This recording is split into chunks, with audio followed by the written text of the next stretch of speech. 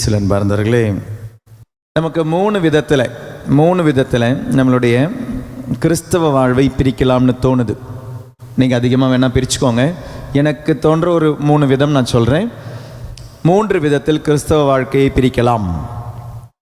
1, பாராட்டு கிறிஸ்தவம் உண்டு. பாராட்டு கிறிஸ்தவம், அப்ரிசியேஷன், பாராட்டுகளை எதிர்பார்க்கிற கிறிஸ்தவம் என்ன நான் சொல்கிறது. 2, பக்தி கிறிஸ்தவம், பயஸ் கிறிஸ்டியன்ஸ். 3, விசுவாச கிறிஸ்தவம், ஃபெய்த்ஃபுல் கிறிஸ்டியன்ஸ். என்ன ஃபாதர் இது 3? இப்போ பாருங்களேன், இன்னைக்கு இப்படி ஒரு தியானம் உங்களுடைய பங்கில் நடக்குது. நிறைய பேர் வந்திருக்கிறீங்க, வேலையெல்லாம் முடிச்சுட்டு வந்திருக்கிறீங்க. வாலிப பசங்கள், பெண்கள் நிறைய பேர் இருக்கிறாங்க. ஆண்கள் எங்கே போனாங்க? தேடுறான், இப்போதான் தேடுறான். வர்றது இல்லையா அவங்கெல்லாம்? அப்போ நானும் வளரும்போது நானும் இனி வரவாண்டேன். நான் பாருங்க எவ்வளோ அழகாக ஜாலியாக உட்காந்துருக்காங்க பசங்க பாருங்க. அப்போ பசங்க இன்னைக்கு இங்கே உட்காடுறாங்க. ஆல்டர் பாய்ஸ் இருக்கிறாங்க. இந்த alter boys 7th standard, 8th standard, 9ஆம் வகுப்பு, 10ஆம் வகுப்பு, 11, 12 அதெல்லாம் இருக்கான்னு தெரியல. 10ஆம் வகுப்பு வர ஆல்டர் பாய் எல்லாம் வராங்க. 11 ஏன் கோயிலேருந்து மிஸ் ஆகிறாங்க, காணாமல் போகிறாங்க? 12வது படிக்கும்போது ஏன் காணாமல் போகிறாங்க? யூத் குரூப் வந்தால் வருவாங்க, வெளியெல்லாம் நிறைய வேலை செய்வாங்க, உள்ள காணமே. ஏதாவது கோயில் வேலைன்னா உண்மையாகவே நம்மளுடைய பசங்க முன்னால் நிற்பாங்க.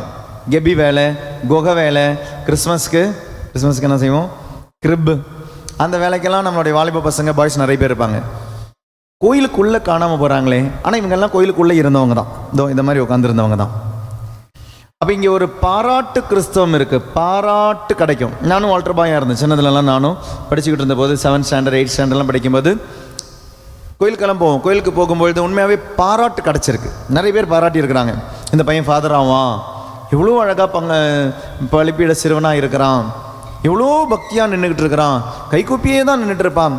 இது பாராட்டு கிடைக்கும்போது ஒரு போதை இருக்குது. போதை, சரக்கு அடிக்கிற போதை, சிகரெட் பிடிக்கும்போது போதை, அந்த மாதிரிலாம் போதை. அந்த மாதிரி இருக்கிற போதையை மாதிரி, மொபைல் போதை, அப்படி இருக்கிற போதை மாதிரி சிலவங்களுக்கு இந்த பாராட்டும் ஒரு போதை தான். அப்படி இருக்கிற போதையில் இருக்கிற கிறிஸ்தவர்கள் இருக்கிறாங்க. போதை கிறிஸ்தவர்கள், மதம் என்னும் ஒரு போதையில் அந்த மதத்தை பயன்படுத்தி மரியாயின் சேனையில் இருப்பாங்க. வீட்டில் ஜெபமாலை சொல்கிறாங்களோ இல்லையோ, மரியாயின் சேனையில் அந்த ஜெபமாலை சொல்ல சண்டை போடுவாங்க. நான் தான் முதல் 10 மணியை சொல்லுவேன். இது ஒரு போதை. இது 1000 மணி ஜெபமாலை சொல்கிறவங்க இருப்பீங்க, கோயிலுக்குள்ளே நிறைய விஷயங்களை செய்கிறவங்க இருப்பீங்க, பங்கு பெயரில் இருக்கிறப்பீங்க, வின்சென்ட் பால் சொசைட்டியில் இருக்கிறவங்க இருப்பீங்க, பக்த குழுக்களில் இருக்கிறவங்க இருப்பீங்க. சில டைம் இது நிறைய பாராட்டு கிடைக்கிறதுனால நம்ம கோயிலில் வரோம். அதனுடைய அர்த்தம் எனக்கு பக்தி இருக்கணுன்ற அவசியம் கிடையாது. கிறிஸ்தவன் என்று திருமுழுக்கு பெற்றதால் கோயிலில் நான் நிறைய வேலைகளை செய்கிறேன். பாராட்டு கிறிஸ்தவம், அழகாக ஜோடிக்கிறவங்க இருப்பாங்க கோயிலில். ஆனால் இதில் நின்று பேசிக்கிட்டே தான் செய்வாங்க. இங்கே நற்கருணை ஆண்டவர் இருக்கிறான்ற ஒரு சிந்தனை கூட இருக்காது. ஆனால் கோயில் அழகாக ஜோடிப்பாங்க, அழகாக பூக்கள் வைப்பாங்க. ஆனால் இது ஒரு பலிப்பீடம் அப்படின்றத மறந்துடுவாங்க. இருக்கலாம் வாலிப பசங்க, இருக்கலாம். நீங்கள் தான் யோசிக்கணும், நான் ஒரு பாராட்டு கிறிஸ்தவத்தில் இருக்கிறேனா? இதெல்லாம் அழகாக இருக்கம்மா, நீ செஞ்சாதாமா இது அழகாக இருக்கும் அப்படின்வாங்க. இந்த பீடெல்லாம் அலங்கரிச்சா நீ செஞ்சால் சூப்பராக இருக்கு அப்படின்வாங்க. ஆனால் அந்த குழந்தைக்கு கட்டாயமாக அதற்கு பக்தி இருக்கணுன்ற அவசியம் இல்லை. பாராட்டு கிடைக்கலாம். சில டைம் நீங்கள் பார்த்தீங்கன்னா பாடல் குழுவில் இருப்பாங்க, நல்லா பாட்டு பாடுவாங்க, பாராட்டுவாங்க, என்ன அழகாமா நீ பாடுற அப்படின்வாங்க. ஆனால் நாளைக்கு அந்த குழந்தை தான் எவனையாவது காதலிச்சு வேற ஏதாவது ஊருக்கு போகும், வேற ஏதாவது ஒரு இந்து பையனையோ இல்லை வேற ஏதாவது மதத்திலையோ கல்யாணம் பண்ணுறதுக்கு. ஏன் அந்த கோயிலுக்கு கடவுளுக்காக பாடிக்கிட்டு இருந்த குழந்தை தான் அது. திருச்சபையில் திருப்பள்ளியில் பாடிக்கிட்டு இருந்த குழந்தை தான். நாளைக்கு ஏன் வழி தவறி போகுது? இங்கே கிடைக்கிறது பாராட்டு. கோயிலில் பாட்டு பாடிக்கிட்டு இருந்த குழந்தை தான், நாளைக்கு அந்த குழந்தைய காணும். காதலிச்சு வெளியே போகிறாங்க, அப்பா அம்மாவை ஏமாத்துறாங்க, பொய் சொல்கிறாங்க. அப்போ இங்கே பாராட்டு கிடைக்கிது. அதனுடைய அர்த்தம் பக்தி இருக்கணுன்ற அவசியம் இல்லை, கட்டாயம் இல்லை. விசுவாசம் இருக்கணும் அப்படின்ற அவசியம் இல்லை, கட்டாயம் இல்லை. நிறைய பேர் கோயிலில் வளர்றோம், ஆனால் கிறிஸ்துவில் வளரவில்லை. We grow in church but we do not grow in Christ. கோயிலில் வளர்கிறோம், ஆனால் கிறிஸ்துவில் வளர்கிறோமா? கோயிலில் வளர்கிறோம், கிறிஸ்துவில் வளரவில்லை என்றால் கோயிலில் வளர்ந்த பிறகு காணாமல் போயிடுறோம், வழி தவறி போயிடுறோம். அப்போ நம்ம இந்த கிறிஸ்தவத்தில் இருக்கிறோமா யோசிச்சு பாருங்க. கொஸ்டின் மார்க், கேள்விக்குறியா இருக்கட்டும் அது உங்களுடைய மனசில். ரெண்டாவது, பக்தி கிறிஸ்தவம். நமக்கு பக்தி முயற்சி வேணுமா? கண்டிப்பாக வேணும். இந்த பக்தி முயற்சி நமக்கு எப்படி உதவி செய்யணும் பாருங்களேன். கணக்கு பாடம் படிக்கிற நிறைய பிள்ளைகள் இருப்பீங்க. கணக்கு பாடம் உங்களுடைய பிள்ளைகள் படிக்கிறாங்க, இங்கிலீஷ் படிக்கிறாங்க. இந்த கணக்கு பாடம் படிக்கும் பொழுது நிறைய ஃபார்முலா மனப்பாடம் பண்ணுவீங்க. இது ஏன் மனப்பாடம் பண்ணுறோம், இது எதுக்கு மனப்பாடம் பண்ணுறோம், எதுவுமே இது எப்படி இந்த ஃபார்முலா வந்ததுன்னு கூட தெரியாமல் மனப்பாடம் பண்ணுவோம். கெமிக்கல் ஈக்குவேஷன் மனப்பாடம் பண்ணுவீங்க. அடிச்சு அடிச்சு அடிச்சு அடிச்சு டீச்சர் படிக்க வைப்பாங்க. மனப்பாடம் பண்ணுற பசங்க இருக்கிறாங்க. அப்புறம் இந்த டேபிள்ஸ், அதுக்கு தமிழ் என்ன சொல்லுவீங்க? வாய்ப்பாடு. வாய்ப்பாடு ரொம்ப பாடுபட்டு மனப்பாடம் பண்ணுறோம். இதெல்லாம் எதுக்கு நாளைக்குன்னு நமக்கு தெரியாது, இது எப்படி வந்ததுன்னு தெரியாது. ஆனால் நிறைய விஷயங்களை மனப்பாடம் செய்கிறோம், கேள்வி கேட்க மாட்டோம். ஆனால் இதெல்லாம் தெரிஞ்சுக்கணும் அப்படின்னா அதில் மேல் படிப்பு போகும்பொழுது மேபி பிஹெச்டி படிச்சிங்கன்னா, யாராவது கெமிஸ்ட்ரியில் பிஹெச்டி படிச்சிங்கன்னா, கணக்கில் பிஹெச்டி படிச்சிங்கன்னா, டாக்டர் படிக்கும்போது இது ஏன் வந்தது எப்படி வந்ததுன்னு தெரியலாம். ஆனால் இன்னைக்கு சில விஷயங்கள் என்ன பண்ணுறோம், நம்ம செய்கிறோம், அது நாளைக்கு நமக்கு உதவும். சில விஷயங்கள் தெரியாமல் புரியாமல் படிக்கிறோம். எல்கேஜியில் ABCDன்னு படித்ததுனால தான் அடுத்த ஸ்டாண்டர்டில் வரும்போது உங்களுக்கு ஒரு வார்த்தையை கூட்டி வாசிக்க தெரியுது. ஆனால் ABCD ஏன் படித்தோம்? அன்னைக்கு அடித்து படிக்க வச்சாங்க. அது நமக்கு தேவை. அது புரியாமல் சில விஷயங்களை படித்தோம். அது புரியுறது எப்போ? மேலே மேலே மேலே மேலே கிளாஸுக்கு போகும்போது தான் புரியுது. கிராமர் படிக்கிறீங்க, மேத்ஸ் படிக்கிறீங்க, Tamil grammar, English grammar, chemical reaction, இது நிறைய விஷயங்களை எல்கேஜியில் படிக்கும்போது புரியாது, யூகேஜியில் படிக்கும்போது புரியாது. மேலே மேலே மேலே மேலே படிக்கும்பொழுது சில விஷயங்கள் புரிய ஆரம்பிக்கும். ஏன் இது வந்தது, எப்படி வந்ததுன்னு தெரியும். அதனுடைய அர்த்தம் கீழே படித்தது வேஸ்ட் கிடையாது. கீழே சில விஷயங்களை தெரியாமல் புரியாமல் செய்கிறோம். அந்த தெரியாமல் புரியாமல் செய்கிற விஷயம் நாளைக்கு உங்களுக்கு உதவும். பக்தி முயற்சிகள் அப்படின்றது இப்படி தான். திருத்துவத்தை பற்றி என்னன்னு உங்கள்கிட்ட கேட்டால் தெரியாது. சில வயசானவங்க இருப்பாங்க, எப்பவுமே ஜெபிச்சுக்கிட்டே இருப்பாங்க, நம்பிக்கையோடு இருப்பாங்க, ரொம்ப நல்லவங்களா இருப்பாங்க. அவங்க கிட்ட கொஞ்சம் போய் நீங்கள் ஜெபிச்சுட்டு வந்தீங்கன்னா அவங்களுடைய ஜெபம் ஆண்டவர் கேட்பார். அவங்களுக்கு திருத்தவம் என்னன்னு தெரியாது. மரியாளுடைய கன்னித்தா ஏன் கூப்பிடுறாங்க தெரியாது. மரியாள் விண்ணேற்பம் அடைந்தாங்களா, இதெல்லாம் எனக்கு தெரியாது. திருச்சபையினுடைய மறைக்கல்வி என்ன தெரியாது. சில விஷயங்கள், இந்த மறைப்பொருள்கள் தெரியாது. திருப்பலியினுடைய ஆழமான உண்மைகள் தெரியாது. ஆனால் திருப்பலியில் பக்தியா பங்கெடுப்பாங்க, ஜெபமால பக்தியா சொல்லுவாங்க. பக்தி முயற்சிகள் தேவை. அதனுடைய ஆழம் தெரியல. ஆனால் எனக்கு திருத்துவத்தை பிடிக்கும், தந்தை மகன் தூய ஆவின்னு தான் நான் சொல்லாம நான் சாப்பிடவே மாட்டேன். நான் அது சிலுவை போட்டுட்டு தான் நான் சாப்பிடுவேன். ஆனால் திருத்துவம் என்ன அது தெரியாது ஃபாதர் எனக்கு. ஆனால் அவங்களுக்கு பக்தி இருக்கு. அதனால பக்தி அப்படின்றது கேவலமான ஒரு விஷயம் கிடையாது. பக்தி அப்படின்றது அடுத்த ஸ்டெப்புக்கு உங்களை கொண்டு போகலாம், கொண்டு போகாமல் இருக்கலாம். பக்தி இருந்தாலே போதும். நிறைய பேருக்கு பக்தி இருந்தாலே போதும். இன்னைக்கு காலையில் ஒரு பையன் ஃபோன் பண்ணான், வாலிப பையன் தான், 24 வயசு அந்த பையனுக்கு. 4 நாள் தியானம் முடிஞ்சிச்சு. வெள்ளி, சனி, ஞாயிறு, திங்கள், 4 நாள் தியானம். அந்த 4 நாள் தியானத்தில் பங்கெடுத்து முடிச்சுட்டு நேற்று அந்த பையன் போயிட்டான். இன்றைக்கி காலையில் எனக்கு ஃபோன் பண்ணி சொல்கிறான், ஃபாதர் எனக்கு ஒரு அதிசயம் நடந்தது, அந்த அதிசயத்தை நான் சொல்ல வெக்கப்பட்டு நான் சொல்லலை ஃபாதர். ஏன்னா நான் தியானம் முடிஞ்ச போது கேட்டேன், யாராவது சாட்சியம் இருந்தால் சொல்ல வாங்கன்னு சொன்னபோது நிறைய பேர் சொன்னாங்க. ஆனால் இந்த வாலிப பையன் வரலை. வெக்கமாக இருந்த ஃபாதர், மைக்கு பிடிக்க வெக்கம் ஃபாதர், ஸ்டேஜ் மேலே ஏற வெக்கம் ஃபாதர், அதனால் வரல ஃபாதர், சொல்லுடா அப்படின்னு. 24 வயசு வாலிப பையன் சொல்கிறான், ஃபாதர் எனக்கு சிக்கன் சாப்பிட்டா ஒத்துக்காது. சிக்கன் சாப்பிட்டா எனக்கு அலர்ஜி வருமா, உடம்புல ஸ்கின் அலர்ஜி வருமா. வெள்ளிக்கிழமை தியானத்துக்கு வந்தான். வெள்ளிக்கிழமை தியானம் நடந்து தொடங்கிடுச்சு. சனிக்கிழமை மதியானம் அன்றைக்கி சிக்கன் தான் கொடுத்தோம். வேறு எதுவுமே இல்லாதனால இந்த பையன் சிக்கன் சாப்பிட்டான். நைட்டு அவனுடைய முதுகில் ஸ்கின் அலர்ஜி ஆரம்பிச்சிடுச்சு. சாதாரணமாக அந்த ஸ்கின் அலர்ஜி வந்து அவனுக்கு சிட்ரிசன் அப்படின்ற மாத்திரை சாப்பிடணும், சாப்பிட்டா தான் அது அடங்குமா. ஆனால் அது சாப்பிட்டா அவனுக்கு 12 மணி நேரம் 14 மணி நேரம் தூங்கிடுவான். ஒரு தூக்க கலக்கமாக மயக்கமாகவே இருப்பானாம். அதனால் அவன் என்ன பண்ணான், எனக்கு தியானம் அட்டன் பண்ண முடியாதே, அதனால் நான் என்ன பண்ணுறேன், சிட்ரிசன் மாத்திரை சாப்பிடலை. பாருங்களேன், தியானம் நடத்தணும்னு ஆசைப்பட்டு வந்தான். சில பிரச்சனைகள் விடுதலைக்காக வந்தான். மாத்திரை சாப்பிடலை. அவன் என்ன தெரியுமா செஞ்சான், அந்த முதுகில் அங்கே ஸ்கின் அலர்ஜி தொடங்கின இடத்துல சிலுவை போட்டு ஜெபிச்சான். எவ்வளோ ஆழமான விசுவாசம் பாருங்கள் இந்த பையனுக்கு. 24 வயசு பையங்க. சிலுவை போட்டுட்டு இயேசுவே உமது ரத்தத்தால் கழுவி தூய ஆவியால் அபிஷேகம் செய்யணும்னு சொல்லி சிலுவை போட்டுட்டு படுத்துட்டான். அடுத்த நாள் காலையில் பார்க்குறான், அவனுடைய உடம்புல அலர்ஜி இல்லை.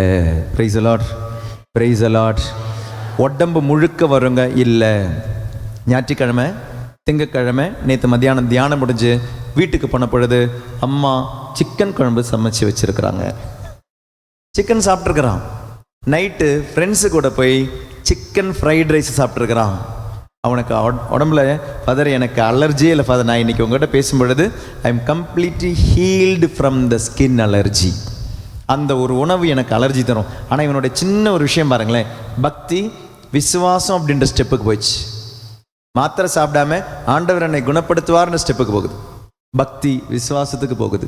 பிரைஸ் தி லார்ட், ஹல்லேலூயா, ஹல்லேலூயா. இவனுக்கு சிலுவை என்ன, சிலுவையினுடைய ஆழம் என்னன்னு தெரியாது. ஆனால் இந்த பக்தி அவன் கற்றுக்கிட்டான். சிலுவை போட்டு சாப்பிட கற்றுக்கிட்டான். பிரச்சனை வந்தால் சிலுவை போட கற்றுக்கிட்டான். தண்ணி குடிக்கும் பொழுது சிலுவை போட கற்றுக்கிட்டான். ஒரு டீ சாப்பிடும் பொழுது சிலுவை போட்டு குடிக்க கற்றுக்கிட்டான். பக்தி.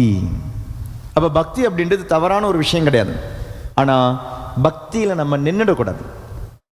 அந்த பக்தி நம்மளை விசுவாசத்துக்கு கொண்டு போகணும். எங்கே கொண்டு போகணும்? ஆண்டவர் மேல் உள்ள விசுவாசத்துக்கு கொண்டு போகணும். நமக்கு நிறைய பக்தி முயற்சிகள் இருக்குது. நீங்கள் இந்த மரிய அன்னையினுடைய பக்தி அப்படின்றது ஒரு பக்தி முயற்சி தான். ஆனால் அன்னைக்கிட்ட வரும்போது, மாதா கிட்ட வரும்போது மாதா என்ன தெரியுமா சொல்லுவாங்க? அந்த பக்தி என் பையன்கிட்ட வாங்க அப்படின்னு சொல்லி கொண்டு போவாங்க. அவர் சொல்வதை கேளுங்கள். மரியாள் கொண்டு போகிற பாருங்க, அன்னை மரியாள் மீது உள்ள பக்தி ஆண்டவர் மீதுள்ள விசுவாசத்திற்கு நம்மளை கொண்டு போகணும். எந்த பக்தியாக இருந்தாலும் அந்த சின்ன சின்ன சின்ன பக்திகள் நல்லது தான், வேணும். எல்கேஜி படிக்கணும், யூகேஜி படிக்கணும். எல்கேஜி யூகேஜி வந்தால் தான் 5th ஸ்டாண்டர்ட் 10th ஸ்டாண்டர்ட் 10ஆம் வகுப்பெல்லாம் படிக்க முடியும், +1 படிக்க முடியும், 12 படிக்க முடியும், வாழ்க்கையில் முன்னேற முடியும். எல்கேஜி வேணும், யூகேஜி வேணும், ஆனால் அதிலே நின்றுடக்கூடாது. 1st ஸ்டாண்டர்ட் வேணும், 5th ஸ்டாண்டர்ட் வேணும், 10th ஸ்டாண்டர்ட் வேணும், நின்றுடக்கூடாது. +1 படிக்கணும், +2 படிக்கணும், மேல் படிப்புக்கு போய்கிட்டே இருக்கணும். ஹல்லேலூயா, ஹல்லேலூயா, சத்தமா ஹல்லேலூயா. இப்போ பரிசுத்த கன்னித்தாயின் மீது உள்ள உங்களுடைய பக்தி நான் சொல்லவே தேவையில்லை. உங்களுக்கு அன்னை மரியாளை பற்றிய பக்தி சொல்லவே தேவையில்லை, ஏன்னா உங்களுடைய பக்தி ஆழமானது. அதனால் அன்னை மரியாளை பற்றிய வணக்கத்தை பற்றி நமக்கு இன்னைக்கு கொஞ்சம் நேரம் அன்னை மரியாளை பற்றியுள்ள வணக்கத்தை பற்றி பார்ப்போம். வணக்கம் அப்படின்னு என்ன? அன்பு.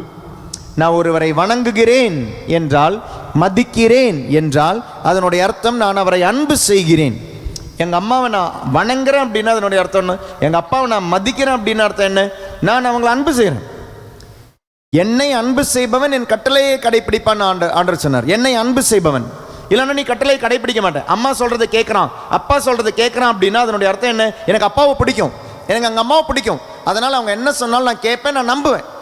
மறுத்த ஒரு வார்த்தை நான் கேட்க மாட்டேன். ஏன் தெரியுமா? எனக்கு எங்கள் அப்பாவை பிடிக்கும், எங்கள் அம்மாவை பிடிக்கும். எப்போ உனக்கு அப்பாவை பிடிக்கலையோ, எங்கே அம்மாவை பிடிக்கலையோ, அதனோட அர்த்தம் தெரியுமா? நீ கட்டளையை கீழ்ப்படிய மாட்டேன், அம்மா சொல்கிறத கேட்க மாட்டேன், அப்பா சொல்கிறத கேட்க மாட்டேன்.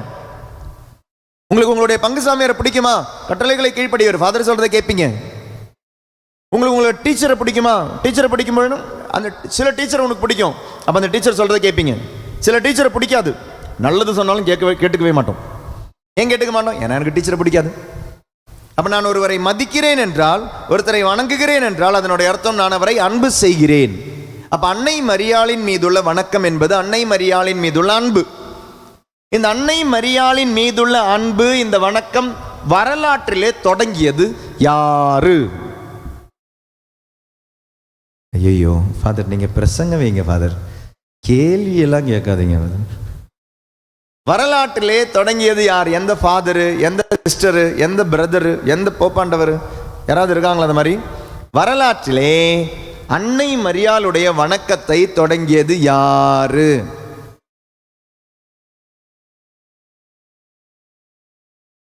ஹலோ ஹலோ, யாருமா?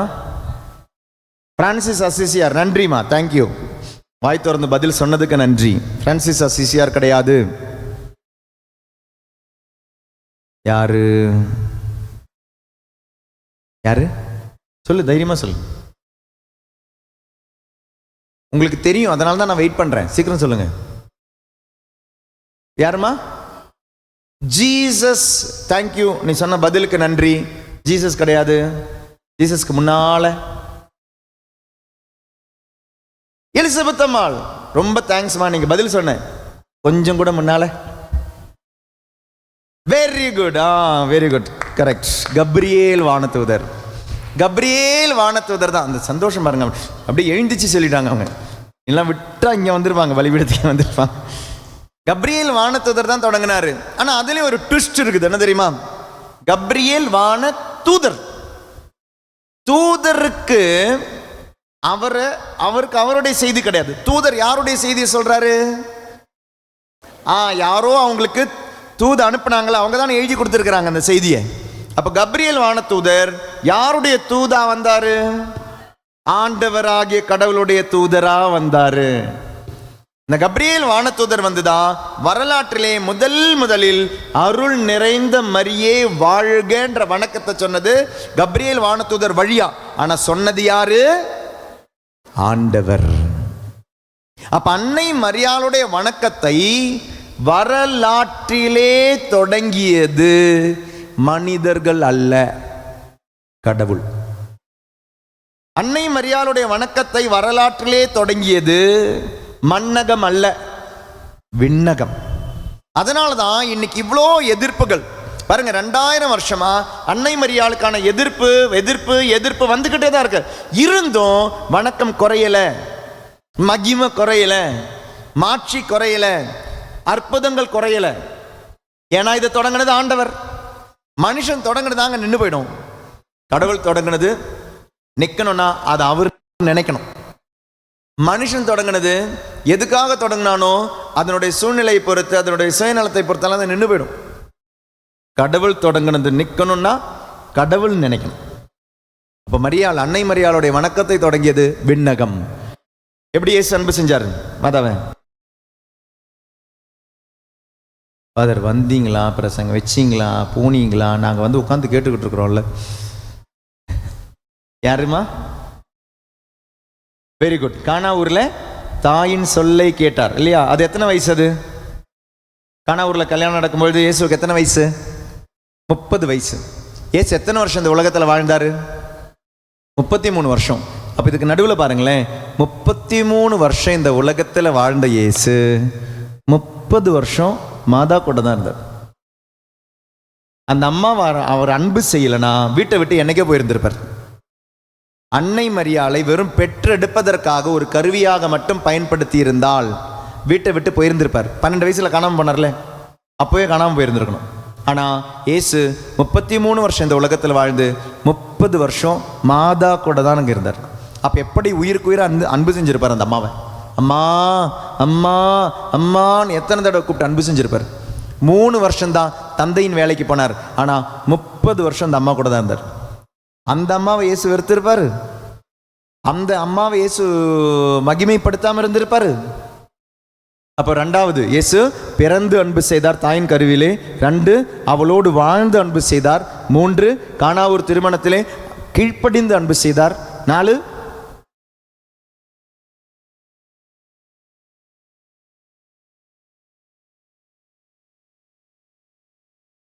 கேட்கல,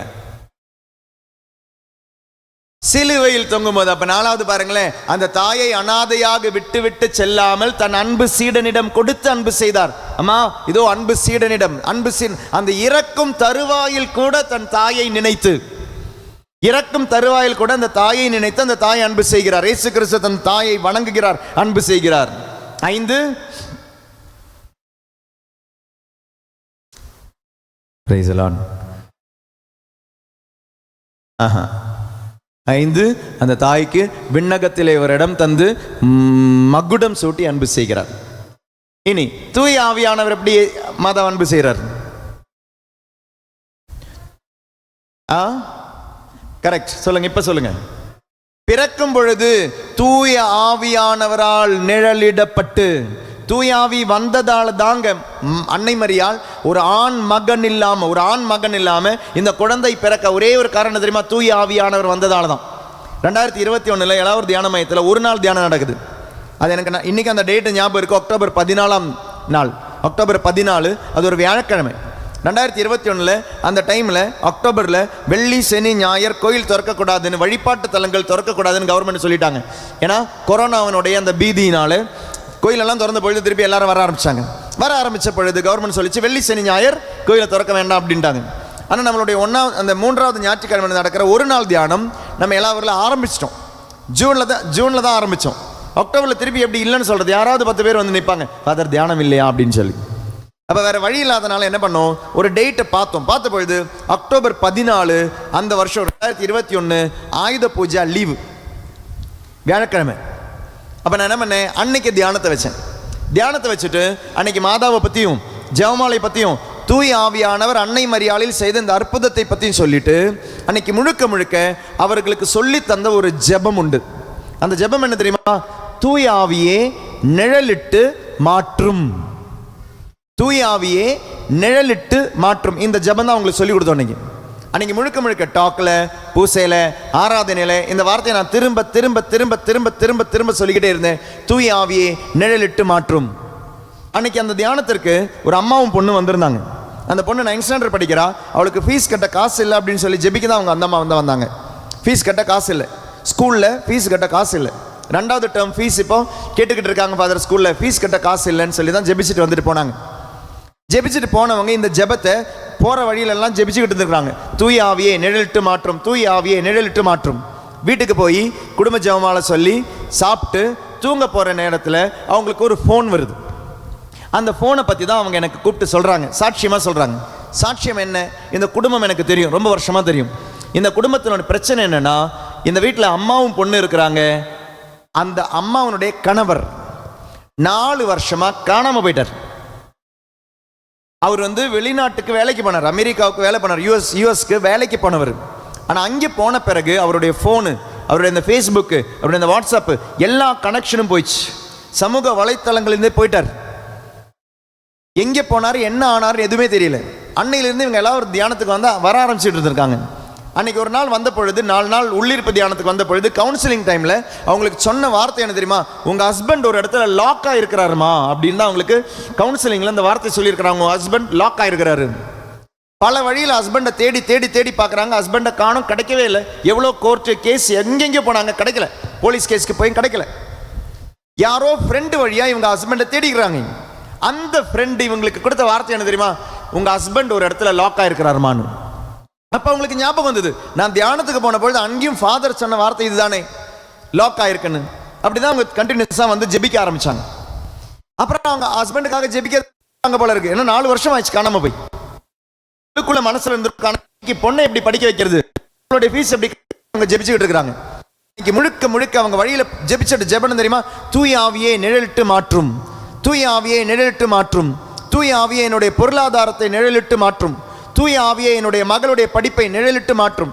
ஜெபிச்சுக்கிட்டே போயிருந்துருக்கிறாங்க. நைட்டு வந்த ஃபோன் கால் யாரோட இது தெரியுமா? 4 வருஷமாக காணாமல் போனவருடைய சத்தம். 4 வருஷத்துக்கு பிறகு அந்த ஃபோனில் கேட்குறாங்க, நல்லா இருக்கிறியாமான்னு. 2 பேருமே அழுகுறாங்க. அவர் அங்கிருந்தும் இவங்க இங்கிருந்தும் அழுதுகிட்டு இருக்காங்க. அழுது பேசியெல்லாம் முடிச்ச பொழுது பாப்பா எப்படி இருக்கிறாருன்னு அவர் கேட்குறாங்க. கேட்கும் பொழுது இந்த அம்மா சொல்கிறாங்க, பாப்பாவுக்கு ஃபீஸ் கட்ட காசு இல்லைங்க, நான் இன்றைக்கெல்லாம் இதை தான் ஜெபிச்சுக்கிட்டு இருந்தேன் அப்படின்னு. அவர் சொல்கிறாரு, ஏம்மா கவலைப்படுறேன், நான் உனக்கு பைசா அனுப்பி தரேன், சீக்கிரமாக நான் வருவேன், நான் வீட்டுக்கு வரேன்னு சொல்லிட்டு பைசா அனுப்பி கொடுத்துட்டார் ஃபாதர். நான் உங்களை பார்த்து இந்த கருத்தை சொல்லும்பொழுது, என்னுடைய பொண்ணுக்கு ஃபீஸ் கட்ட காசு இல்லைன்னு கருத்தை சொல்லும்பொழுது, என்னுடைய பேங்க்கில் இருந்த அமௌண்ட் அப்படின்றது 2000 ரூபாய் பேலன்ஸ். பேங்க்கில் இருந்த காசு 2000 ரூபாய். எவ்வளோ அழகான ஒரு ஜெபம் தெரியும், தூய ஆவியை நிழலிட்டு மாற்றும். ஜெபிச்சாங்க. எனக்கு பொண்ணுடைய ஃபீஸு ஃபாதர், என்னுடைய ஹஸ்பண்டே எனக்கு கிடச்சிட்டாங்க ஃபாதர். தூய ஆவி அன்னை மரியாளை அன்பு செய்த விதம், அவளில் நிழலிட்டு நடக்கவே நடக்காத ஒரு விஷயம் நடத்தி காமிச்சார். இன்னைக்கு திருப்பலியில் கொஞ்ச நேரத்தில் ஃபாதர் அப்பத்தையும் ரசத்தையும் கொண்டு வந்து என்ன பண்ணுவார்? தூய ஆவியே இறங்கி வாங்கன்னு சொல்லி ஜெபிப்பாங்க. அந்த அப்பம் இயேசுவின் சரீரமாக மாறும், அந்த ரசம் இயேசுவின் ரத்தமாக மாறும். தூய ஆவி வரும் பொழுது நடக்காத சில விஷயங்கள் நடக்கும். அதனால் இன்னைக்கு திருப்பலியில் ஒப்பு கொடுத்து ஜெபிங்க. அப்போ தூய ஆவி அன்னை மரியாளை அன்பு செய்தது நிழலிட்டு. 2, தூய ஆவியானவர் எப்படி மரியாளை அன்பு செய்கிறார், வணங்குகிறார். பார்த்தீங்களா, மகிமையின் ரகசியங்கள் சொல்ல ஆரம்பிச்சிட்டாங்க. கரெக்ட் தான். தேவமாதா மீதும் சீடர்கள் மீதும் தூய ஆவியான இறங்கி வந்தார். அது 3வது. நடுவில் இன்னொரு விஷயம் கூட இருக்கு. யாரு? அன்னை மரியாளும் எலிசபெத் அம்மாளும் சந்திக்கும் பொழுது தூய ஆவியானவர் என்ன பண்ணாருங்க? சொல்லுங்க. கரெக்ட் தான், பதில் கரெக்ட் தான், சொல்லுங்க. ஐயோ மறந்துட்டேன் ஃபாதர். ஏன் ஃபாதர் திட்டினீங்க? மெய்தியா நீங்க இருந்தீங்கன்னா பதில் சொல்லிடுறேன். சொல்லுங்கம்மா. கரெக்ட் தான், நீங்க சொன்ன பதில். அன்னை மரியாள் எலிசபெத்தும் சந்திப்பது தூய ஆவியானவருக்கு என்ன வேலைங்க? Very good. தூய ஆவியானவள் நிரப்ப பெற்று. லூக்கா நற்செய்தி 1வது அதிகாரம் 41வது வசனம் எடுங்களேன். தூய ஆவியானவர் மரியாளை எப்படி அன்பு செய்யறாரு, வணங்குறாருன்னு தெரியும். லூக்கா நற்செய்தி 1வது அதிகாரம் 41வது வசனம் எடுத்துட்டீங்களா? எடுக்கிறதுக்கு பைபிள் கொண்டு வரலையே ஃபாதர். பைபிள் கொண்டு வந்தவங்க எடுங்க, நான் வாசிக்கிறேன். எடுத்துட்டீங்களா? மரியாளின் வாழ்த்தை எலிசபெத்து கேட்ட பொழுது அவர் வயிற்றில் இருந்த குழந்தை மகிழ்ச்சியால் துள்ளிற்று. எலிசபெத்து தூய ஆவியால் முற்றிலும் ஆட்கொள்ளப்பட்டார். எலிசபெத்து தூய ஆவியால் முற்றிலும் ஆட்கொள்ளப்பட்டார். ஆட்கொள்ளப்பட்டு அடுத்த லைன் 42. அப்போது அவர் உரத்த குரலில், பெண்களுக்குள் நீர் ஆசி பெற்றவர், வயிற்றில் வளரும் குழந்தையும் பெற்றதே. நல்லா கவனிங்க. அன்னை மரியாளை வணங்கியது எலிசபெத்து அல்ல. அன்னை மரியாளை வாழ்த்தியது எலிசபெத்து அல்ல. அன்னை மரியாளை அன்பு செய்தது எலிசபெத்து அல்ல. அன்னை மரியாளுக்கு அப்படி ஒரு வாழ்த்தை சொன்னது எலிசபெத்து அல்ல அல்ல அல்ல. அன்னை மரியாளுக்கு அப்படி ஒரு வாழ்த்தை சொன்னது தூய ஆவியானவர். தூய ஆவியானவரால் நிரப்ப பெற்றுதான் சொன்னாங்க, பெண்களுக்குள் நீர் ஆசி பெற்றவள் என்று. இல்லைன்னா நீங்க அந்த சூழ்நிலை கொஞ்சம் கவனிச்சு பாருங்களேன்.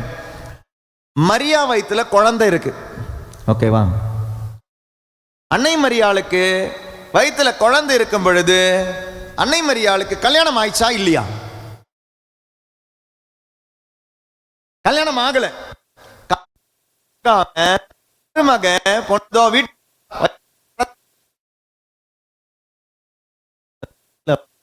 என்ன பண்ணுவீங்க? செருப்பு பிஞ்சிடும் ஃபாதர். தொடப்பக்கட்ட பிஞ்சிடும். உங்க பொண்ணு இல்லை உங்க அண்ணன் பொண்ணு இல்லை உங்க அக்கா பொண்ணு இதை மாதிரி ஒன்று செஞ்சுட்டு வந்தா, மருமகளே மருமகளே வா வா அப்படியே பாடுவீங்க. அப்போ நம்ம பயன்படுத்துகிற வார்த்தை எல்லாமே கெட்ட கெட்ட வார்த்தையாக தான் வரும், கோவமா வரும், சாகுடிக்க தான் தோணும். இது நடக்கிற சூழ்நிலை அதுதாங்க. அவருடைய சொந்தம் வீட்டுக்கு வரான், கல்யாணம் ஆகாத பொண்ணு வயித்துல குழந்தை இருக்கு. ஆண்டி என்ன தெரியுமா சொல்றாங்க? பெண்களுக்குள் பேறு பெற்றவளே வாழ்க. எப்படிங்க அவங்களால சொல்ல முடிஞ்சது? அன்னை மரியாளை வாழ்த்துகிறாள். கல்யாணம் ஆகாம குழந்தையை பெற்றுட்டு வந்துட்டு இருக்கிறே, சூப்பர், கன்கிராச்சுலேஷன்ஸ், ஃபேண்டாஸ்டிக். அப்படி சொல்றாங்கன்னா அன்னை மரியாளை குறித்து எலிசபெத்திற்கு சொல்லி தந்தது அன்னை மரியாள் அல்ல. மாதாவை பத்தி இப்ப எக்ஸ்பிளைன் பண்ண போயிருந்தாங்கன்னா என்ன நடந்திருக்கும்? எலிசபெத்துக்கு புரிஞ்சிருக்குமா? அவங்க வந்து சொல்றாங்க, இல்லம்மா நான் நைட்ல கனவு கண்டுகிட்டே இருந்தேன், திடீர்னு லைட் என்னமோ வந்துச்சு, எனக்கு பார்த்தா அப்புறம் வயிற்றுல குழந்தை இருக்குது. யாராவது நம்புவாங்களா? நம்புற மாதிரியா இருக்குது? Praise lord, praise lord. மாதா எலிசபெத் அம்மாள் கிட்ட சொல்லியிருந்தாங்கன்னா எலிசபெத் அம்மாள் நம்பி இருக்க மாட்டாங்க. ஏனெனில் வரலாற்றிலே அப்படி ஒன்று நடந்ததில்லை, அப்படி ஒன்று இனி நடக்க போவதும் இல்லை. ஒரு ஆண் இல்லாமல் பெண் கருத்தரிப்பது என்பது வரலாற்றிலே நடந்ததும் இல்லை, நடக்க போவதும் இல்லை. அதனால அன்னை மரியாளை குறித்து அன்னை மரியாள் எலிசபெத் கிட்ட எக்ஸ்பிளைன் பண்ணல, தூய ஆவியானவர் வந்ததால தாங்க அவங்களுக்கு புரிஞ்சுது. இன்னைக்கு சில டைம் உங்களுடைய வீட்டில் நீங்க ஒருவருக்கொருவர் புரிந்து கொள்ளாம, ஹஸ்பண்டுக்கு வைஃபை புரியல, எவ்வளோ சொல்லி பார்க்குறீங்க, உங்க வைஃப் எப்போ பார்த்தாலும் சந்தேக நோயாளியாக தான் இருக்கிறாங்க. நீங்க என்ன சொன்னாலும் புரிஞ்சிக்க மாட்டேங்கிறாங்க. மனைவியே உன்னை கணவன் புரிந்து கொள்ளவில்லையா? பிள்ளைகளே அப்பா அம்மா புரிஞ்சுக்கலையா? பெற்றோர்களே பிள்ளைகள் உங்களை புரிஞ்சிக்கலையா? உங்க ஸ்கூல்ல டீச்சர்ஸ் உங்களை புரிஞ்சிக்கலையா? நீங்க வேலை செய்யற இடத்துல யாரும் புரிஞ்சிக்கலையா? நீங்க வாழ்ற இடத்துல யாராவது புரிஞ்சிக்கலையா? நீங்க ஜெபிக்க வேண்டிய ஜெபம் என்ன தெரியுமா? தூய ஆவியானவரே, என்னில் இருந்து எனக்கு அறிவு புகட்டிய தூய ஆவியானவரே, எனக்கு சொல்லி தந்த தூய ஆவியானவரே, அவருக்கும் சொல்லிக் கொடுங்க. நான் சொல்லி சொல்லி ஹஸ்பண்டுக்கு புரிய மாட்டேங்குது, என் கணவருக்கு புரிய மாட்டேங்குது. எனக்கு இதை சொல்லி தந்த தூய ஆவியானவரே என்னுடைய கணவருக்கு சொல்லித்தாங்க. எனக்கு சொல்லி தரும் தூய ஆவியானவர் என்னுடைய மனைவிக்கு சொல்லித்தாங்க. எனக்கு சொல்லி தரும் தூய ஆவியானவர் என்னுடைய பிள்ளைகளுக்கு சொல்லித்தாங்க.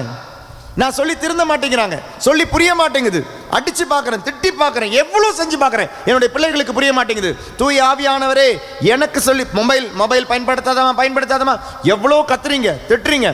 மொபைலை கீழே வைக்குதா அந்த தண்டம்? படியுமா அப்படின்னா நாளைக்கு படிச்சுக்கிறேன், நாளைக்கு லீவு. எவ்வளோ சொல்லி அது கேட்குறாள் அவன். இவனுங்கெல்லாம் கேட்குறானுங்களா? டேய் விளையாட போவாதடா, கீழே விழுந்துருவாடா, போயிட்டு காலை உடச்சிக்கிட்டு வருவானுங்க. அப்போ என்ன தெரியுமா சொல்லணும்? நான் சொல்லி புரியலை, தூய ஆவியானவரே நீ சொல்லியாவது புரியுமான்னு பார்க்கலாம். நீங்கள் புரிய வச்சிங்கன்னா அவங்களுக்கு புரியாது. அவர் புரிய வச்சா அது நல்லா புரியும். அவர் கற்றுக் கொடுத்தாருன்னா அப்புறம் அவங்க வழி தவறி போகவே மாட்டாங்க. அன்னை மரியாளை குறித்து அன்னை மரியாள் எலிசபெத்துக்கு சொல்லலை, ஆனால் தூய ஆவியானவர் சொன்னார். அப்போ அந்த வாழ்த்துறையை உரைத்தது யாரு? தூய ஆவியானவர். அப்போ அன்னை மரியாளை எவ்வளோ அழகாக அவர் அன்பு செய்கிறார் பாருங்களேன். பெண்களுள் நீ பேறு பெற்றவள் என்ற வார்த்தை வந்தது எலிசபெத் அம்மாள் கிட்ட இருந்தது. ஆனால் அந்த வார்த்தைக்கு பின்னால் இருந்தது யார் தெரியுமா? தூய ஆவியானவர். அப்போ இன்று நம்மளுடைய பிரிவினை சகோதரர்கள் அன்னை மரியாளை இகழ்த்துகிறார்கள் என்றால், தூற்றுகிறார்கள் என்றால் பெரிய ஒரு கேள்விக்குறி. தூய ஆவியானவரால் நிரம்பியவர்கள் யாருமே மாதாவை பற்றி தப்பாக பேச மாட்டாங்க, மாதாவை இகழ்ந்து பேச மாட்டாங்க. அப்போ மாதாவை இகழ்ந்து யாராவது பேசுகிறாங்கன்னா கேள்விக்குறி, உனக்கு தூய ஆவியானவர் இருக்கிறாரா அப்படின்றது தான். இருந்தால் பேச மாட்டாங்க. அல்லேலூயா. ஒரு பாயிண்ட் கிடச்சிச்சின்னு போயிட்டு இப்போ போய் சண்டை போடாதீங்க. உங்கள் வீட்டில் யாராவது இருப்பாங்க, வீட்டுக்கு வெளியே யாராவது இருப்பாங்க, உங்கள் உறவினர்கள் யாராவது இருப்பாங்க, என்ன இருப்பாங்க, இந்த ப்ரொட்டஸ்டன்ட் பெண்டகாஸ்க்கு போனவங்க இருப்பாங்க. உடனே போயிட்டு இன்றைக்கி ஃபோன் பண்ணிவிட்டு, உனக்கு தெரியுமா என்னம்மா உனக்கு தூய ஆவியானவரே கிடையாதுன்னு ஒரு ஃபாதர் சொல்லிட்டார். ஏன்னா நீ ஜெபமாலேயே சொல்ல மாட்டேங்கிற, நீ மாதாவே வணங்க மாட்டேங்கிற, நீ மாதாவே அன்பு செய்ய மாட்டேங்கிற, பைபிள் அதற்கு ஆதாரம் இருக்குது அப்படின்னு சொல்லிட்டு அவங்க கிட்ட சண்டை ஆரம்பிக்காதீங்க. Spirit of argument is also a sin. வாதாடுகின்ற ஆவி அதுவும் தீ ஆவி தான். Praise the lord. சத்தமா ஹல்லேலூயா. குடும்பத்தில் வாதாடாதீங்க, கணவன் மனைவி வாதாடாதீங்க, பெற்றோர் பிள்ளைகள் வாதாடாதீங்க. ஸ்பிரிட் ஆஃப் ஆர்கியூமெண்ட், அது நல்ல விஷயத்துக்கோ கெட்ட விஷயத்துக்கோ வாதாடாதீங்க. Praise the lord. சில டைம் அதுங்க ஸ்கூலுக்கெல்லாம் போயிட்டு வரும்போது இப்போல்லாம் ஒழுங்காக நல்லா அழகாக ட்ரெஸ் போட்டுருக்குறாங்க இல்லையா? சில டைம் வெளியே போகிறாங்க, சென்னைக்கு போகிறாங்க, பெங்களூருக்கு வராங்க, ட்ரெஸ்ஸு குறைஞ்சி வரும். இந்த பிள்ளைகளுக்கு ட்ரெஸ்ஸு குறைஞ்சி வரும், இவனுங்களுக்கெல்லாம் கிழிஞ்சு வரும். நல்ல பேண்டை வாங்கி முட்டியை கிழிச்சிப்பானுங்க, கால் கட்டை கிழிச்சிப்பானுங்க. பொண்ணுங்க ட்ரெஸ்ஸை வாங்கி நல்ல ட்ரெஸ்ஸை வாங்கி இங்கே கிழிச்சிப்பாங்க. இந்த கிழிஞ்ச ட்ரெஸ்ஸை போட்டுட்டு வருவாங்க, அதுவும் காசு கொடுத்து வாங்கிட்டு வருவாங்க. கிழியாத ட்ரெஸ் 500 ரூபானா கிழிஞ்ச ட்ரெஸ் 1000 ரூபாய். ஏன்? பெங்களூர் ஸ்டைல், சென்னை ஸ்டைல் சொன்னால் புரியாது. இளையாங்கண்ணியில் இருந்தபோது நல்லா அழகாக ஒழுங்காக இருந்த பசங்க, இதுங்கெல்லாம் வெளியே போகும்போது சொன்னால் புரியாது. சொன்னால் புரியணும்னா யார் சொன்னால் புரியுமோ அவர்கிட்ட சொல்லிடுங்க, கம்ப்ளைண்ட் அவர்கிட்ட போட்டுருங்க. ஆண்டவரே நீங்கள் சொன்னால் அதுங்களுக்கு புரியும், சொல்லி கொடுத்துருங்க ஆண்டவரே. Praise the lord. ஹல்லேலூயா. சத்தமா ஹல்லேலூயா. புரிஞ்சவங்க சொல்லுங்க ஹல்லேலூயா. இனி வாதாட மாட்டேன்னு முடிவெடுக்கிறவங்க சொல்லுங்க ஹல்லேலூயா. ஹல்லேலூயா. அதனால் எந்த விஷயத்துக்காக வாதாடாதீங்க. Spirit of argument. அதனால் நான் சொன்ன பாயிண்ட் எதுக்கு அப்படின்னா, இந்த 3 விஷயங்கள். தந்தையான இறைவன் அன்னை மரியாளை வணங்குகிறார், அன்பு செய்கிறார். சுதனான இறைவன் அன்னை மரியாளை அன்பு செய்கிறார், வணங்குகிறார். தூய ஆவியானவரான இறைவன் அன்னை மரியாளை அன்பு செய்கிறார், வணங்குகிறார் அப்படின்னு சொன்னது எதற்காக? உங்களுடைய விசுவாசத்திற்காக, பக்திக்காக கூட கிடையாதுங்க. மூவர் இறைவன் அன்பு செய்யும் தாயை நான் அன்பு செய்யும் பொழுது, நான் அன்பு செய்யும் அந்த தாய் மூவர் இறைவனிடம் என்னை அழைத்து செல்ல வேண்டும். பக்தியில நின்றுடக்கூடாது. பக்தி முத்தி. இன்னைக்கு நிறைய பேர் தேர் இழுக்கிறதுக்கு கோயிலுக்கு வருவாங்க, திருப்பலிக்கு வர மாட்டாங்க. மெழுகுவத்தி கொளுத்த வருவாங்க, அவசங்கீர்த்தனத்துக்கு வர மாட்டாங்க. பக்தி இருக்கு, பக்தி முத்தி இருக்கு. தேரில் அந்த ஃபேர்சனை நிறைய பேர் அந்த தேரெல்லாம் இழுக்கிறதுக்கு நிறைய பேர் வருவாங்க. அதில் 10,000 பேர்லாம் வருவாங்க அப்படின்னாங்க அந்த தேர் இழுக்கிறதுக்கு. நல்ல விஷயம்தான், பக்தி நல்லது. ஆனால் அந்த இழுத்துட்டு போன தேரை எங்கே கொண்டு போய் வைக்கிறோமோ, வச்ச பிறகு அப்படியே போயிடுவோம். அதுக்கு பிறகு திருப்பலின்னு ஒன்று இருக்கும், அதுக்கு வரமாட்டோம். அது மாதாவுக்கு பிடிக்காது. பக்தி வேணும், பக்திக்கு அப்பாற்பட்ட இந்த விசுவாசத்துக்கு அது கொண்டு வரணும். புரியுதா வித்தியாசம்? அன்னை மரியாளிடம் நீங்கள் வந்தால் அன்னை மரியாள் உங்களை ஆண்டவரிடம் கொண்டு வருவாள். ஆண்டவரிடம் கொண்டு வராம தடை செய்ய மாட்டாங்க அன்னை மரியாள். அப்ப மூவர் இறைவன் அன்னை மரியாளை அன்பு செய்தார். இனி மூவர் இறைவன் மட்டும் அன்னை மரியாளை அன்பு செய்தார் கிடையாது. அன்னை மரியாள் இருந்த அந்த உலகத்திலேயே அன்று அவர்கள் உயிரோடு இருந்த போதே அன்னை மரியாளை அன்பு செய்த ஒருவர் பைபிளில் உண்டு. மாதா உயிரோட இருந்த போதே மாதாவை வாழ்த்துன ஒருத்தங்க பைபிள் இருக்கிறாங்க. யாரு? சக்கரியாவா? கிடையாது. அன்னை மரியாள் மாதா உயிரோடு இருக்கும்போது. இன்னைக்கு தான் இவங்க எல்லாம் சொல்றாங்க அன்னை மரியாள் உயிரோடு இருந்த பொழுது. எப்பொழுது? அந்த உலக வாழ்க்கையில் உயிரோடு இருந்த பொழுது. இன்னைக்கும் உயிரோடு தான் இருக்கிறாங்க. விண்ணக வாழ்வில், இந்த உலக வாழ்க்கையில் சரீரத்தோடு இருந்த பொழுதே அன்னை மரியாளை வாழ்த்தின ஒருத்தங்க பைபிள் இருக்கிறாங்க. யோசேப்பா? கிடையாது. அவரு வாழை குத்தி இறக்குனார். அவரு யாரு? இயேசு. அதெல்லாம் சொல்லியாச்சு. இவங்க 3 பேரை தவிர, தந்தை மகன் தூய ஆவியானவரை தவிர. உங்களுக்கு தெரியும், எலிசபெத்தெல்லாம் சொல்லியாச்சு. யாரு? லூக்கா நற்செய்தி. அப்பா இப்பதான் பல்பு எரியுது. சூசேப்பரெல்லாம் கிடையாது, பதில் சொல்லிட்டாங்க இவங்க, யாரோ சொல்லிட்டாங்க. லூக்கா நற்செய்தி 11வது அதிகாரம் 27வது திருவசனம். லூக்கா 11:27.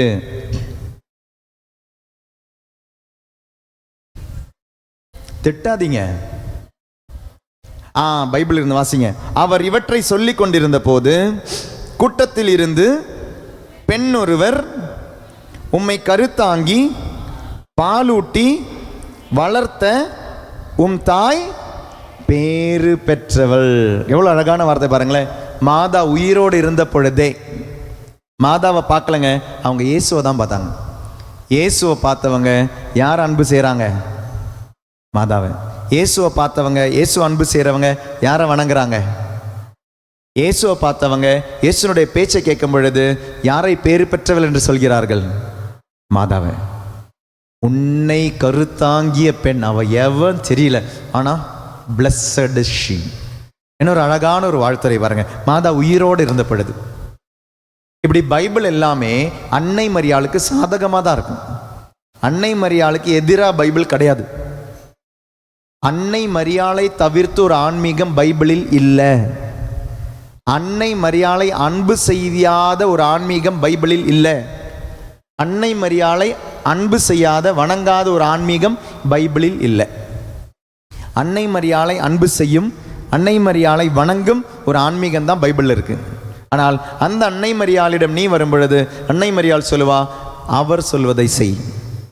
திருமுழுக்கு பெற்ற நீ நல்ல ஒரு பாவ சங்கீர்த்தனம் செய், திருப்பலியில் முழுமையா பங்கெடு, திவ்ய நற்கருணை மகிழ்ச்சியோட வாங்கு, உண்மையோட வாங்கு, அருட்சாதன வாழ்க்கைக்கு வாழ்ந்தா அன்னை மரியாள் கூப்பிடுவாங்க. அதனால் பக்தியில் நின்றுடாதீங்க. விசுவாச கிறிஸ்தவத்துக்கு அன்னை மரியாள் இன்று இந்த நாளிலே நம்மை அழைக்கும் பொழுது அதற்கு பதில் கொடுப்போம். வெறும் பக்தியில் நின்றுடாதீங்க, விசுவாசத்துக்கு வாங்க. வெறும் பாராட்டில் நின்றுடாதீங்க. ஏன்னா அதிக சண்டை, கோயிலில் நடக்கிற சண்டையை அதிகமாக நடக்கிற இடம் எது தெரியுமா? கோயில் அதிகமாக சண்டை நடக்கிற இடம் எது தெரியுமா? கோயர் கோயர் கோயர், அதே தான். அப்போ இந்த கோயில் இருக்குது. அதனால தான் நான் சொல்லலை, நீங்களாக தான் வாய் திறந்தீங்க. ஏன் தெரியுமா? அது பாராட்டில் நின்று போயிடுது. எனக்கு மைக்கு தரல, அவளுக்கு மைக்கு கொடுத்துட்டாங்க. இனி உனக்கு சமாதானத்துக்காக எல்லாருக்கும் மைக் தந்திருப்பாங்க, 5 மைக்கு. அதில் ஒரு மைக் ஆஃப் பண்ணி வச்சிருவாங்க. ஏன் தெரியுமா? அந்த மைக்கு ஏன்னா அந்த பொண்ணை இவருக்கு பிடிக்காது, மைக் ஆப்ரேட்டருக்கு பிடிக்காது, பிரச்சனை பண்ணிட்டாங்க. அதனால மைக்கு நீ உன்னுடைய ஆறுதலுக்காக நீ மைக்கை வச்சுக்கோ, ஆனால் நான் இங்கே ஆஃப் பண்ணி வச்சிருவேன். நான் இல்லைன்னா என்ன தெரியுமா பண்ணுவாங்க? கம்மி பண்ணி வச்சிருவாங்க. ஏன் தெரியுமா? கீபோர்டுக்கு நேற்று நீ ப்ராக்டிஸ்க்கு வரல நீ. அதனால் எப்படியெல்லாம் பழி வாங்குற இடமே இது தெரியுமா? கோயிலில் கொயரு. அப்புறம் எது? அவ்வளோதானே. அன்பியம் இருக்குதா உங்களுக்கு? அன்பியங்கள் இல்லையா? இருக்கு. இப்படியெல்லாம் பழி வாங்குவோம்ல. மரியாயின் சேனை. நல்லதான், நான் சொல்லணும்னு நினைச்சேன், நீங்களாவே லைனா சொல்லுங்க. மரியாயின் சேனை.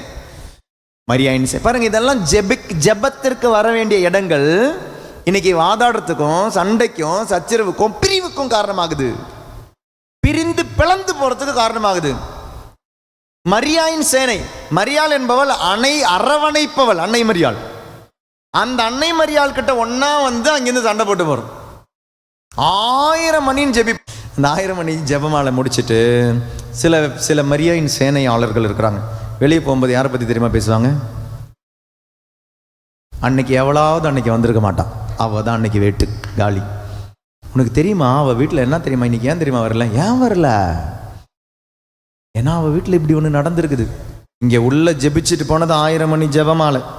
வெளியே போகும்போது யார் வரலையோ பாவம் அந்த அம்மா மாட்டினாங்க. எந்த நாக்க வச்சு அருள் நிறைந்த மரியே வாழ்கன்னு சொன்னோமோ அதே நாக்க வச்சு இன்னொரு ஆளை நீங்கள் தூற்றும் பொழுது யோசிச்சு பாருங்க, பாராட்டு இல்ல பக்தியில நின்று போயிடுது. இது உங்களை மோட்சத்திற்கு கொண்டு போகாது. ஆண்டவர் மீதுள்ள விசுவாசம் மட்டுமே உங்களை மோட்சத்திற்கு கொண்டு போகும். பைபிள் ரொம்ப கிளியரா சொல்லுது இல்லையா? யோவான் 1:12, அவரை ஏற்றுக்கொள்பவர்களுக்கும் அவரை நம்புபவர்களுக்கும் கடவுளின் பிள்ளைகளாகும் உரிமை அவர் அளித்தார். நீங்க பக்தியில் இருந்தீங்கன்னா நாளைக்கு வாசல்ல வரதான் போய் நிற்பீங்க. கடவுளே கடவுளே என்று நாங்கள் உங்களை கூப்பிட்டோமே, ஆண்டவரே ஆண்டவரேன்னு கூப்பிட்டோமே. ஆண்டவர் சொல்வாரு, நீ என்னை கூப்பிட்ட, எனக்கு தெரியவே தெரியாது அப்படின்றார். பேதுருக்கிட்ட போய் சொல்லுவோம், 1000 மணி ஜெபமாலைன்னு ஜெபிச்சுட்டு இருந்தேன், நான் தான் ஜெபமாலை எங்கே வழி நடத்திக்கிட்டு இருந்தேன், நான் இல்லைன்னா கோயிலே இல்லைன்னு சொல்லுவோம். பேதுரு சொல்லுவார், தெரியாது, உன் நேம் லிஸ்ட்ல இல்லை அப்படின்றவர். அதனால பக்தி கிறிஸ்தவத்தில் நின்றாதீங்க, பாராட்டு கிறிஸ்தவத்தில் நின்றாதீங்க. பாராட்டுக்கு மேல பக்தி, பக்திக்கு மேல விசுவாச கிறிஸ்தவத்திற்கு கடந்து வருவோம். அருட்சாதன கிறிஸ்தவத்திற்கு கடந்து வருவோம். பாவ சங்கீர்த்தன கிறிஸ்தவத்திற்கு கடந்து வருவோம். திருப்பலி கிறிஸ்தவத்திற்கு கடந்து வருவோம். திவ்ய நற்கருணை கிறிஸ்தவத்திற்கு கடந்து வருவோம். ஏனெனில் அன்னை மரியாள் நம்மை அழைத்து வருவது அருட்சாதன வாழ்க்கைக்காக தான். எப்படி இருந்தாலும் மாதா கிட்ட நீங்க வந்துட்டீங்கன்னா இயேசு கிட்ட கொண்டு வந்துருவாங்க. இயேசு கிட்ட இன்னைக்கு நம்ம வரலனா மாதா கிட்ட இன்னைக்கு நம்ம உண்மையா வரல. எனக்கு அம்மாவை பிடிக்கும், ஆனா அம்மா சொல்றதை நான் கேட்க மாட்டேன். அம்மாவை பிடிக்கும், அம்மாவனுடைய தேரெல்லாம் நான் இழுப்பேன், ஆனால் அதற்கு அப்பாற்பட்டு நான் செய்ய மாட்டேன். எனக்கு அம்மாவை பிடிக்கும், அம்மாவுக்காக நான் புடவையெல்லாம் கட்டி விடுவேன், ஆனால் எனக்கு அம்மா சொல்கிறத நான் கேட்க மாட்டேன். எனக்கு அம்மாவை பிடிக்கும், அம்மாவுக்கு நான் தங்க மாலை, தங்க சீனெல்லாம், தங்க கிரீடமெல்லாம் வச்சு கொடுப்பேன், ஆனால் அம்மா சொல்கிறத நான் செய்ய மாட்டேன். இதெல்லாமே பக்தி, இதெல்லாமே சில பிஸ்னஸ். அதற்கு அப்பாற்பட்டு ஒரு விசுவாச கிறிஸ்தவம் உண்டு. இன்று உங்களை சிந்திக்க அழைக்கிறேன். சிந்தித்து பார்ப்போம். உண்மையாக பக்தி விசுவாசத்திற்கு நம்மை கொண்டு போகுதா? எல்லாம் செய்யுங்க. எல்லாம் நீங்கள் இப்போ செய்கிற விஷயங்கள் எல்லாமே செய்யுங்க, செய்யாதீங்கன்னு நான் சொல்லலை. ஆனால் அது உங்களை விசுவாசத்துக்கு கொண்டு வரணும்னு சொல்கிறேன். மெழுகுவத்தி கொளுத்துறீங்களா? கொளுத்துங்க. காவி ட்ரெஸ் போடுறீங்களா? போடுங்க. ஜெபமாலை கழுத்தில் போடுறீங்களா? போடுங்க. முட்டிக்கால் போட்டு நடந்து போகிறீங்களா? செய்யுங்க. வேளாங்கண்ணிக்கு நடந்து போகிறீங்களா? செய்யுங்க. மலை மேலே ஏறுறீங்களா? ஏறுங்க. இதெல்லாம் செய்யுங்க, செய்யாதீங்கன்னு சொல்லலை. பக்தி வேண்டும், ஆனால் அந்த பக்தி விசுவாசத்திற்கு நம்மளை கொண்டு போக வேண்டும். அருட்சாதன வாழ்க்கைக்கு நம்மளை கொண்டு போக வேண்டும். நல்ல ஒரு பாவ சங்கீர்த்தனத்துக்கு நம்மளை கொண்டு போக வேண்டும். காணிக்க கொடுக்குறீங்களா? செய்யுங்க. கிரீடம் வைக்கிறீங்களா? செய்யுங்க. ஆனால் விசுவாசத்தோடு செய்கிறீங்களா, இல்லை பிஸ்னஸ்க்காக செய்கிறோமா? அப்போ நீங்கள் செய்வதை நிறுத்த வேண்டாம், செய்வதை மேன்மைப்படுத்தினால் போதும். பக்தியை நிறுத்திடாதீங்க, அது விசுவாசத்திற்கு வளரட்டும். புரிஞ்சுதா? ஹலோ, புரிஞ்சுதா? புரிஞ்சவங்க சொல்லுங்க ஹல்லேலூயா. புரிஞ்சுதா? நான் 2 கையை உயர்த்தி ஹல்லேலூயா.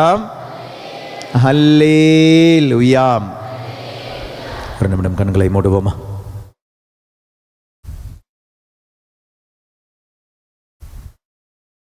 அம்மா என்பது ஒரு அழகான ஒரு உணர்வு, அது பியூட்டிஃபுல் இமோஷன். அம்மா, அப்படி ஒரு அம்மா நமக்கு உண்டு. அன்னை மரியாள், இயேசு தந்த அன்னை மரியாள். அம்மா, நீ அழைக்கும் பொழுது உன் அருகில் வரும் ஒரு அம்மா உனக்குண்டு. ஆனால் அந்த அம்மா உன்னை இயேசுவிடம் கொண்டு வர விரும்புகிறாள். நீ தடை போடுகிறாயா? நல்ல பாவ சங்கீதனை செஞ்சு எவ்வளோ நாள் ஆகுது? திவ்ய நற்கருணையின் மீது உன்னுடைய பக்தி என்ன? திருப்பலியின் மீது உன்னுடைய ஆசை என்ன? உன்னுடைய விசுவாசம் என்ன? தனிப்பட்ட முறையில் ஜெபமாலை சொல்றியா? விவிலியம் வாசிக்கிறியாம்? திருச்சபையினுடைய அழகான அன்பான மகனா மகளானி? இந்த பங்கினுடைய அன்பான மகனா மகளானி? யாரை பற்றியாவது குத்தம் சொல்றியா? புரணி பேசுறியா? புரளி கலப்பறியா? தூய்மையும் தாழ்மையும் உனக்குண்டா? அன்னையிடம் வந்தால் இயேசுவிடம் வந்தடைய வேண்டும்.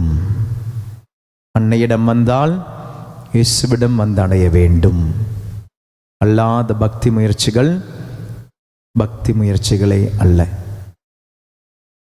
அன்னையிடம் உருக்கமாக ஜெபிப்போம். இயேசுவை பெற்றுத்தாரும் அன்னையே, இயேசுவை பெற்றுத்தாரும் அன்னையே, இயேசுவாக நான் மாற உதவி செய்யும் அன்னையே.